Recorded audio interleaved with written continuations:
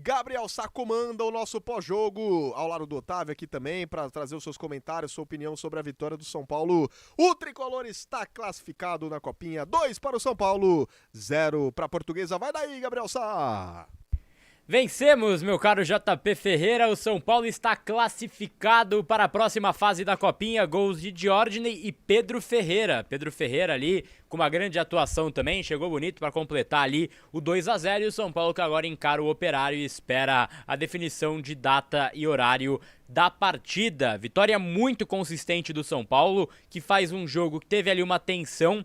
Cara, não é ruim a Portuguesa não, viu? O time da Portuguesa é bom, cara. A gente tem que também dar esse mérito ao time adversário. O Jajá, o ponta, camisa 17 da Lusa, fez boa partida, mas o São Paulo consegue controlar o jogo e consegue buscar essa vitória. A gente tem nomes aqui que a gente fala todo jogo praticamente que vão bem, né? Mas tem um que hoje, ele foi tudo o que a gente espera de um jogador do São Paulo em jogo de mata-mata, que é o Pedro Ferreira, que é o Matheus Ferreira. Pedro Ferreira foi muito bem também, mas é o Matheus Ferreira, o meia, volante. Ele é a vibração, ele é o coração do São Paulo na Copinha. Corre o jogo todo, dá carrinho, chama a torcida quando dá carrinho, quando consegue ali desarmar. Ele é provocador também, é um cara que faz sempre, né, tira os jogadores adversários do eixo. Então é um jogador especial que tem no meio de campo São Paulo e evoluiu demais, evolução sinistra aí do Matheus Ferreira, assim como todo o time do São Paulo. Diógenes fez um bom jogo também, jogador que inclusive já trouxe a informação, será comprado pelo São Paulo junto ali ao Novo Horizontino por R$1 milhão, parcelados, é verdade, mas o Diógenes é um jogador interessante também no meio campo, era do Palmeiras e tudo mais, agora meia titular desse São Paulo. Pedro Ferreira é técnico pra caramba, é impressionante, cara, é só tacada de sinuca o Pedro Ferreira. Ele deu um passe pro Felisberto na área, que não é qualquer jogador que enxerga o passe não, né? Ele foi muito bem. Tem o TT também, que parte pra cima, gosta do 1 contra 1, outro bom jogador desse São Paulo. E o Paulinho também, sempre brigador, hoje teve muita dificuldade para jogar porque foi muito fechado, mas é um jogador também interessante. E sem esquecer também de um cara que entrou muito bem contra o Real Soccer e hoje, mais uma vez, que é o Lucian, lateral direito, pode jogar como ala também, deu uma arrancada e deu assistência pro gol do Pedro Ferreira, mas muito além disso, fez um jogo de muita correria para esse São Paulo e é o que o São Paulo precisa. Vitalidade, garotada querendo jogar, querendo correr. Foi um jogo muito interessante e a festa que faz a torcida agora é sensacional, cara, sensacional mesmo, como a gente vê aí a festa da galera lá em Sorocaba, trazendo essa atmosfera, e agora é esperar aí o confronto de sexta-feira, espero que não seja no mesmo tempo do impeachment, né, senão vai ser live simultânea aqui no Arquibancada Tricolor, da cobertura ali também do Fator Júlio Casares, né, mas a gente vai, é claro que acompanhando aqui tudo no Arquibancada Tricolor.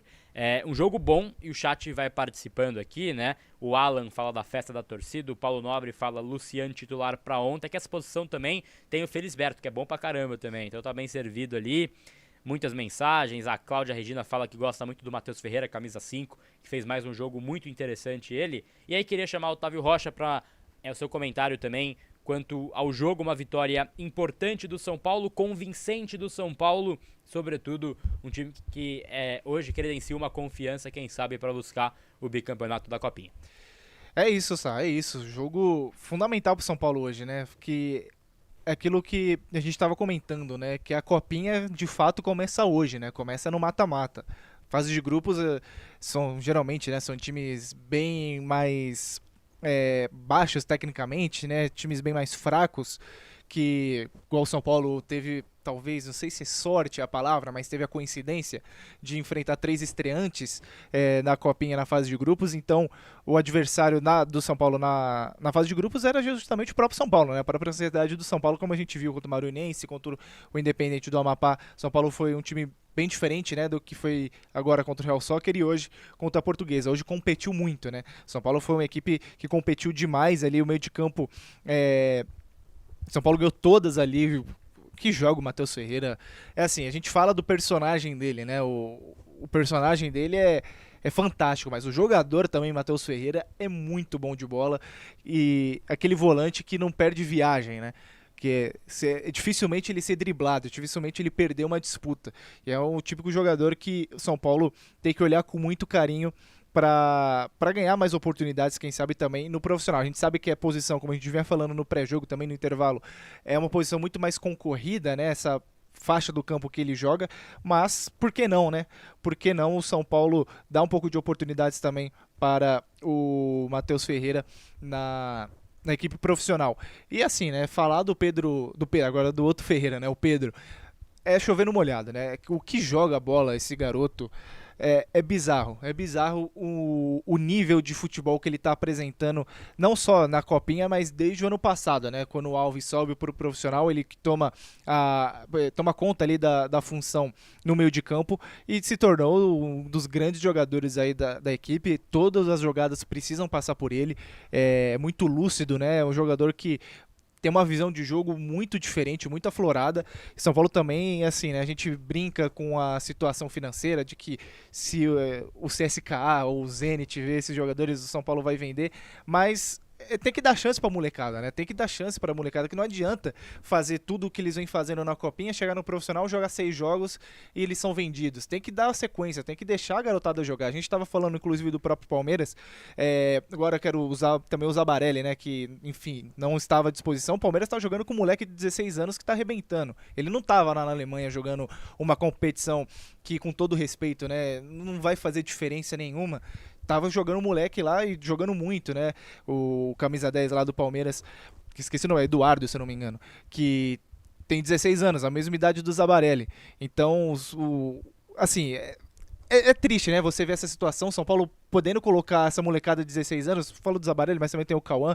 Enfim, mas falando do jogo, uma vitória fundamental e importante também para a molecada sentir esse clima da Copinha, né, Sá? É muito importante e assim, jogos como esse de hoje, a gente tá numa semana tão pesada para falar de São Paulo, né? Que a gente às vezes acaba esquecendo o tamanho do clube que a gente torce, que a gente cobre, né?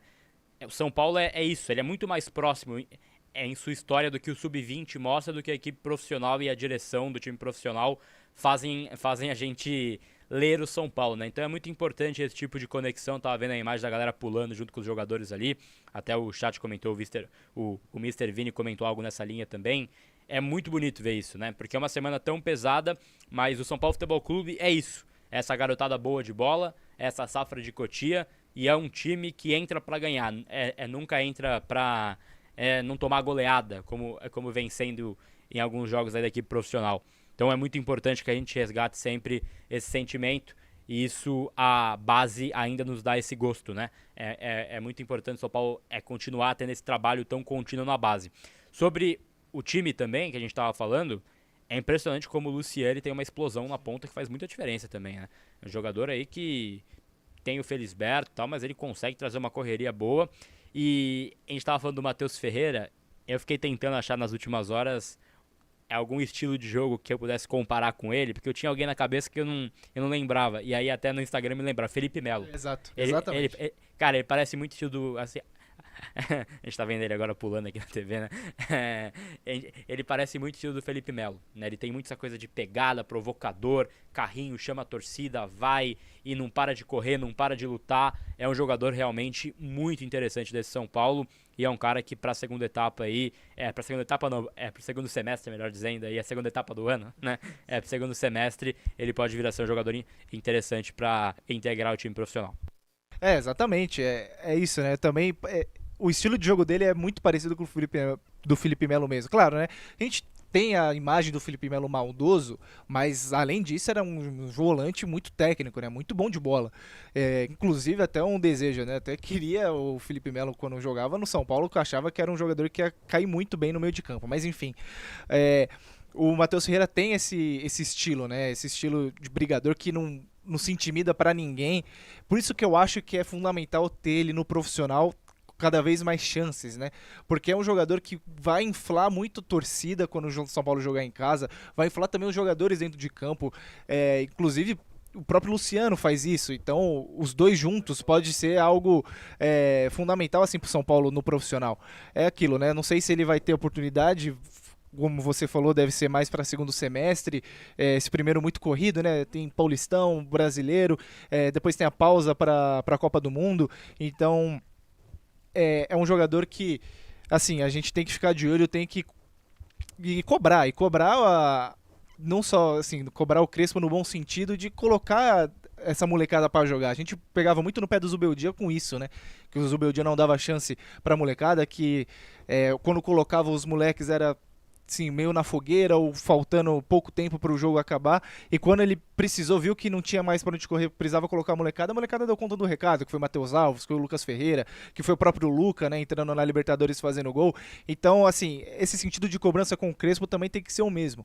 Ele colocou o Nicolas agora na estreia contra o Mirassol, creio eu, por mais falta de opção ali, né, que o Wendel não dá para contar muito com o físico, o Enzo Dias estava fora, então eu só tinha o Nicolas. Mas colocar o Lucas já com o jogo 3-0, para mim foi um erro, podia ter colocado antes. Não falo que é claro, a gente vê muito Cotia como essa salvação, mas também tem que ter um pouco de paciência com a molecada, né? Não pode também colocar a molecada assim, vai lá e resolve a minha vida porque você é de Cotia, você tem que entrar para resolver. Não é assim que funciona, né? A molecada tem que ter um pouco desse respaldo também. Eu falo da gente da mídia e também da torcida, né? Tem que ter essa calma, essa cautela, mas sempre cobrando o treinador, sempre cobrando a comissão técnica para colocar essa molecada em campo, né? Dar essa oportunidade que a gente vem tanto batendo na tecla, que Cotia salva, e salva jogando. Então, pra Cotia salvar, tem que jogar, tem que colocar essa molecada, tem que dar oportunidade, porque essa safra, essa geração, desde 2025 até hoje, é muito boa. E São Paulo precisa lapidar do jeito certo, sem colocar essa pressão que a gente sabe que, infelizmente, vai influenciar, né? Esse extracampo do São Paulo vai influenciar, não tem como fugir, não dá pra fugir por outros lugares, né? Influencia, a gente sabe que influencia, mas a molecada tá jogando leve, tá jogando bem e precisa ter mais chances no profissional também. Exatamente, tô com esse pensamento também, e é um time do São Paulo que eu acho que chega bem forte para essa próxima etapa, né, que terá na Copinha, um time consistente, e aí também pra gente fechar, né, até a nossa audiência vai chegando mais agora também pro nosso pós-jogo, o pessoal que tava na casa acompanhando a partida, cara, é muito impressionante o que faz o Alan Barcelos, né? Ele consegue extrair um time totalmente diferente a cada partida, e pra quem falava muito do Howen, né, questão do tech foot e tal, cara, continua com a mesma vitalidade o time do São Paulo, né? Então tem um mérito inegável ali, porque as pessoas gostam de atribuir mérito a quem elas pagam mais, mas tem um mérito inegável da preparação física da comissão do Alan Barcelos, né? Então que também era pouco valorizada, né? Quando você fala sobre a comissão, você fala de todo mundo, menos dos caras do Alan Barcelos, que é o Pedro Salles, que é um preparador físico bom, até onde a gente tem de informação também ali de Cotia, e é um time que você vê, cara, jogou uma segunda etapa inteira praticamente, correndo pra caramba. Teve o lance ali de explosão do Lucian, que foi muito bom o lance do Lucian, mas é um time que tava o tempo todo, o Pedro Ferreira correndo, a zaga correndo, o Isaac fez um jogo interessantíssimo também. Então é um time bom desse São Paulo, e é um time que a gente pode esperar coisas positivas, quem sabe também pensando nesse próximo ciclo. A gente tá vendo aí as estatísticas do jogo, 11 finalizações. Cara, o São Paulo perdeu gol também esse jogo, né? A gente tava lembrando aqui. O São Paulo perdeu muito gol nessa partida. Teve uma do Paulinho também, que foi na trave ali. Mas ainda assim conseguiu impor o seu ritmo, conseguiu fazer um jogo muito consistente o São Paulo. E aí, para esse próximo passo da Copinha, tem esse otimismo maior da torcida.